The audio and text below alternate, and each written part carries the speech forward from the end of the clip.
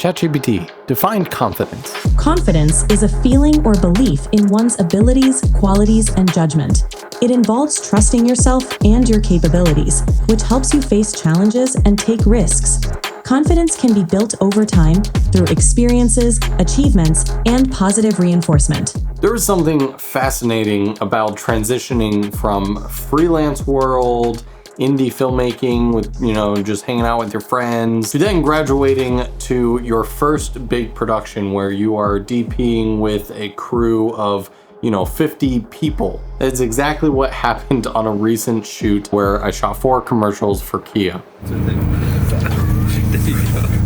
All right.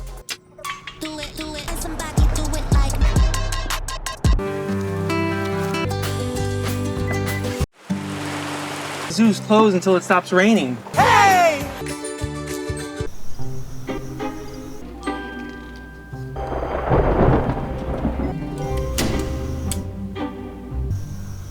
This production was primarily put in place by my management company, Creator. It was such a fun opportunity to not only get together with my favorite creator friends, but we also use these productions as opportunities to really kind of level ourselves up and maybe try out different roles that we haven't really done before. Up until last Wednesday, I was supposed to just be cam up.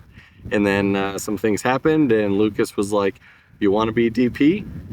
Okay." It's currently like 4:30 in the morning. I'm just getting last minute lighting setups all ready to go. I'm using a program called 𝗦𝗪𝗙𝗙, which basically allows you to build up a virtual set and then it simulates what the actual lighting is going to look like. And so that way I can go through all the blocking of the different, at least hero shots. Except I do see one problem with this, and that made Terry look too big. I go into the body, bring the arms down quite a bit. There we go. That's a little bit more accurate representation. Yo. Good morning. One is kind of down that way a little bit. It's my first time out here shooting with the Condor guys and on a bigger set. We got Blackstone Productions here, so everyone seems to be ready to go, and it's gonna be super fun. Got 4 commercials to shoot over the next 2 days. The workflow that I've been used to for my entire career is if I am DP on something, whether that's a commercial, a wedding, a narrative film, whatever types of projects I have done in the past, I'm not standing at a monitor. I'm cam mopping, I'm pulling my own focus, I'm running around rigging and adjusting lights. It's scrappy filmmaking. That is what I've come to know and love. On this production, Lucas, who's actually directing, his biggest feedback to me throughout the entire production was like, "Get back to the monitor, get back to the monitor." I speeded it. Yeah. Right, we're live whenever David. Delegate. You have people who are here to help you execute on the vision that is in your head. Consider it. I want you to give these guys a director's monitor so they're out of my way. What do you say? Use your words. You have a direct line in my ear. Just call me. Call me, baby. I barely touched any camera. I don't think I set up or changed a single light or C-stand. In so much of this behind the scenes footage that I'm now watching back for the first time, I literally look like I'm a scared puppy walking around or a chicken with its head cut off. Pick whatever metaphor you want. This was a very uncomfortable situation for me. So far, the hardest part about all this is how strong the imposter syndrome is. Although I am very confident in my abilities to make a good image, I know what most of this gear does. Having like 40 or 50 people look at you and be like, "What do we do next? What do you need? What is this?" Can be very daunting, having that mental change of like, oh, I can rely on these other people. These are experts in their field. Everyone is doing an incredible job. And so I just need to be able to vocalize and say the image that I want, and they will all help me achieve that.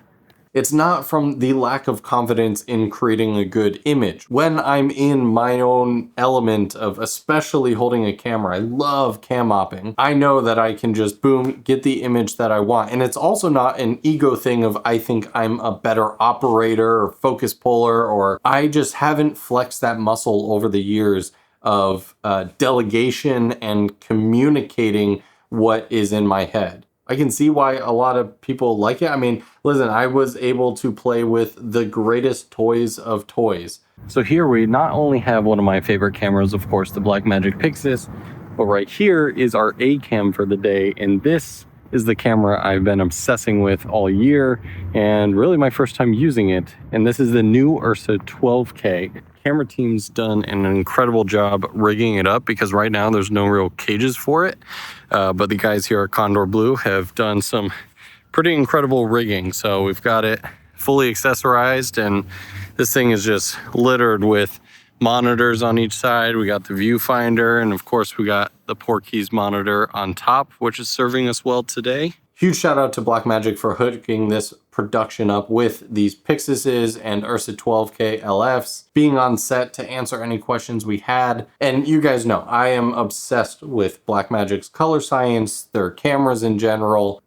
They obviously are my go-to choice of camera brand. And even my BTS guy, Jody, huge shout out to him too. He was following me around for a couple days, and I think he saw more than anyone what my nerves actually looked like. Michael, tell me what the heck's going on here? What is this?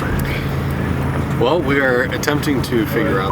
I'm relatively new on these productions. I've watched my friends Kofi, Terry, Brady, all these other guys who have done this a handful of times, where they're not only doing their content creation thing, but they're on set doing whatever their roles are for that production. And they're just so smooth in how they switch back and forth between like talking to the BTS camera and then doing their job and be like, look at what this is. If you want to see more from the shoot, definitely go check out the other creators who made videos around this Kia production. So Armando Fiera, Terry Warfield, Connor McCaskill, and David Manning all uploaded videos around this time so that we can get all of our different perspectives and the lessons we learned along the way. This was a 2-day production, and that first day, I barely talked to the camera at all. But for audio, this was really my first time playing around with Holland products. Now, Holland I have used over the years for their image transmission systems. And here, Holland really hooked the production up. Fantastic, seamless, no problems with wireless, no problems with our actor, which is what I was really worried about. No problems with the car, everything was great. So, what did that take us, 2 minutes, 3 minutes? Especially when you're on tight schedules like this, where, you know, you've got a lot of rigging, a lot of shots to get today. We got a whole other location to go shoot at. And so when things don't get in your way and they just work, and you don't have to problem solve all these tiny little technical glitches just to get a shot, is really important. What's funny is I don't even know all the specs of these headsets, but that's only because a lot of times when I figure out a new piece of tech, I have to look up the specs to make sure they'll work in the right environment I'm going for. But as of right now, like, I just know that these headsets just plug and play work. We got the hub up there. We've got camera car running around. Oh, here it comes now. It's all the way out there, and even all the way down that road, I'm able to communicate and hear the guys. David Manning's in there running a drone right now. I'm sure getting pretty mediocre, but fine shots, I'm sure. I have a smaller set of these at home, and they just always, you turn them on, you got the hub if you need it, if you have a ton of headsets going on, and they just work, and they sound great, so good that I'm distracted right now. But yeah, Holland is incredible headsets. I finally had a chance last night to check out the clips that we shot yesterday, utilizing the Holland Lark microphones. I think they sound pretty good, and honestly I know a lot of people love the clips and the magnets, but I really enjoy how it has the ability to plug in a lav. So if you want a more traditional setup running a cable up, then you can do that as well, and it's going to sound even better. And again, just like the image transmission systems, these small handheld mics are so simple to use, and they're so foolproof. And of course, the 𝗬𝗧𝗨𝗙𝗙 has some great built-in monitors, as we all know. The Pixus just has the singular side monitor on it. So on all the cameras, 𝗬𝗙𝗙 sent out a bunch of monitors that we loaded onto all the cameras because they're so big, they're so bright, and 𝗬𝗙𝗙 just makes some incredible monitors. In fact, this is the 𝗬𝗙𝗙 BM5 Mark II. I've had this thing for I don't even know how many years now. It's still just as good as it was on day one. So it was really cool seeing their updated models on set. And so yeah, so huge shout out to 𝗬𝗙𝗙 for also supporting this production. Now I don't think any of this gear could come together without Condor Blue, not only because they are the heart of creator productions. Every camera from the Pixus to the 𝗬𝗧𝗨𝗙𝗙s and even a lot of the BTS cameras were all completely rigged up with Condor Blue stuff. And they're filmmakers themselves. So they actually understand the pain points that we go through on a daily basis and create products to actually bring solutions to the problems we have. Day 2's off to a start. Everyone's just arriving, got the grip truck. We're figuring out our locations. The first go about is going to be going to do this hiking scene with Connor through the woods. For me, by day 2, I think I really started to find my voice in the production. Any observations? Yeah, this is our last setup of the day. It's been super fun, and now we get to be back to lighting an exterior, making the car look pretty again. And apparently this car can power the whole house if it were to go out, so that's something. And it wasn't just the fact that I had gone through one day and saw that everything went okay, and then I was like, okay, I built a little more confidence on day 2, but it was because I was proactive about building rapport with everyone on set. And this, I think, is one of the best lessons that I've learned from this, is that both sides of the coin feel more comfortable when they know they can trust and count on the other person they're talking to. Now, I'm one of those people that if I walk on set and, I see you're listed as the key grip or something, I'm just going to automatically assume that you are the greatest key grip on the face of this planet and you have all my trust until that is taken away from me. But I know a lot of people don't work that way, especially because a lot of this production was filled with like traditional real production people, not just a bunch of creators and YouTubers. And so they speak a whole different language, use all different types of gear, and their workflow is just vastly different. And so I kind of understand and wouldn't necessarily expect that whole crew to have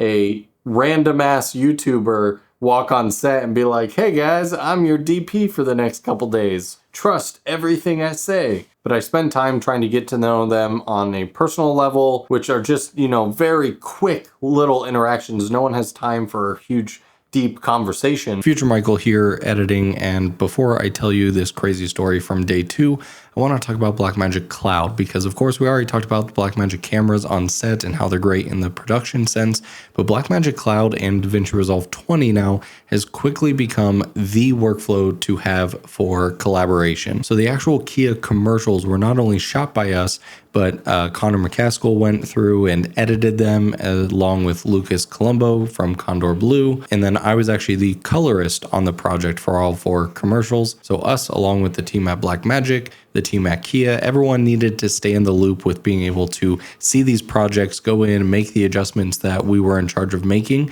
And Blackmagic Cloud just makes that incredibly easy. If you're still stuck in the past syncing footage through like Google Drive or Dropbox and having to like manually download new assets when, editors or filmmakers send you stuff, and then adding that into the project and then sending project files back and forth and misplacing which is the latest project file, enough. If you haven't jumped on board already, head over to Blackmagic's website, create a free cloud account, and see what you might be missing out on. One of the wildest moments to me was on day 2. We were setting up for my favorite of the 4 commercials. We had fake lightning. We were in this nice lodge house. We were getting all the camera set up on a dolly and everything. And I had just walked back onto set from going to grab something. And I come back over and one of the guys has his eye on the EVF, basically looking at framing. And he quickly looks up, sees me walk in, and he's like, oh, so sorry, dude. I was just doing blah, blah, blah. And a couple of the guys seemed really nervous that I just walked in. So I'm like, what's going on? Why are you all acting super weird? And they told me the story about on-set etiquette, which I know the majority of, but I learned in this moment that there's a fair amount of DPs out there who don't look at my framing, don't judge it, that's not your job, stay in your lane sort of thing. Which to some extent I get, right? On these bigger productions, stay in your lane, kind of do your role. If it's your first day being a PA, you shouldn't really walk on set and start telling the DP how you should light things because you saw an Aperture commercial or something. But at the same time, I like to follow Ryan Conley's rule, no assholes on set. And that includes me. So I told the guys, you can look in the EVF anytime you want. I trust your judgment. You're looking at the framing for a reason. And his reason was he wanted to make sure that one of the C-stands that we were trying to hide wasn't in the frame at all. And we didn't have all the big monitors set up yet. So I made it very clear that, hey, I trust you. Your reason for doing anything on this set is for the sake of helping this production. And in return, I think I got respect and just like mutual appreciation for each other. So if any of you are watching this video in preparation for going onto a bigger production for one of your first times, my best piece of advice is to be open, be honest about who you are and what you're doing there, how you're excited to make a fantastic looking project, but stand tall. You are there for a reason. Lucas and everyone behind the project knew that I was capable of being DOP on this project. And so I had to believe that for myself. And then with a new crew, I just had to take the time to make sure that they all felt seen, heard, and respected as well from my point. And in return, I felt like I got respect from them. Picture wrap. Good job, guys. Chevrolet. I know this video was a little different. If you enjoyed it, make sure you get subscribed. We got plenty more narrative, behind the scenes stuff coming this year. I'm really trying to break away from the YouTuber desk that I've chained myself to for so many years. Thanks so much for watching, guys. I'll see you in the next video.